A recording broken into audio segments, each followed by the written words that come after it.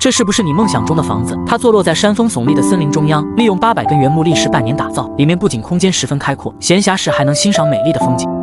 在正式搭建之前，凯伦先收集一些精壮的原木，而且每一根原木都要精确测量，确保直径都要超过30厘米以上。用锯子给加工出合适的长度，然后再给束胸来套去角质服务，直到给它们包得一干二净以后，就得到一堆上好的建材。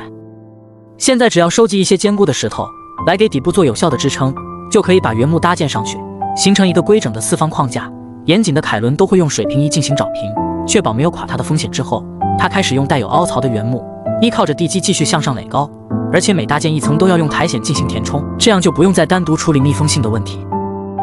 由于这里山高地窄，环境复杂，这给运输木材带来很大的困难。好在凯伦提前准备好了滑轮系统，这才得以把100来斤重的原木轻松地拉上去，节省更多的时间用来搭建庇护所。严谨的凯伦每一根原木都要用钻孔神器打出相通的孔洞，此时只要通过斧子的敲击，就可以让原木之间更加紧密。就这么一层原木一层苔藓向上垒高，过程中还要预留出门窗的位置，很快就完成了4面的墙体。凯伦打算搭成人字形屋顶，房梁必须要一些粗壮的原木，这种结构实用性很强，能有效地过滤雨水和雪的堆积。待得把船子固定好以后，今天凯伦特意拉来了一车欧松板来给屋顶做防护。这种板材不仅结实耐用不变形，而且保温性特别好。由于板材面积比较宽大，这让它安装起来轻松许多。最后再铺垫上一层防水贴，现在整个屋顶看起来相当规整。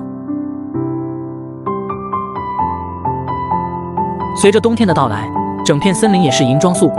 凯伦继续骑着他的摩托车，把原木一根根搬运到山顶。现在从高空看起来相当美观。由于房子底部坡度较大，保险起见，他先加了2根立柱，然后再用8钉给牢牢定住，这样能增加100吨的承重力，底部还能预留出一块空间。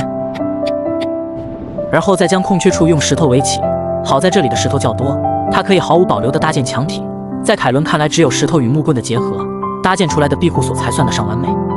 现在除了底部预留出个大门，四周都已经被石头堆满。好在山底下有一条小溪，在疲惫的时候可以用来钓鱼，顺便还能做一顿美味的大餐，配合着地瓜以及面包片，再涂抹上番茄沙拉，这简直就是令人向往的生活。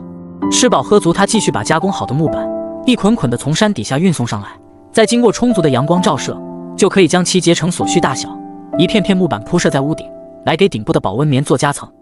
这边刚刚做好屋顶，一群好基友就送来了窗户。趁着有免费的劳动力，他赶忙用油锯将原木切割平整，然后将整个落地窗安装上去。等他们把窗户都安装好以后，山上的暴风雪也是悄然而至。好在各部门零件都已经到位，这也让凯伦安心了很多。此时的木屋颜值无论正面看还是侧面看，都已然达到了顶峰。现在这个山巅之上的庇护所完成，今天就可以安心的在这里住一晚上。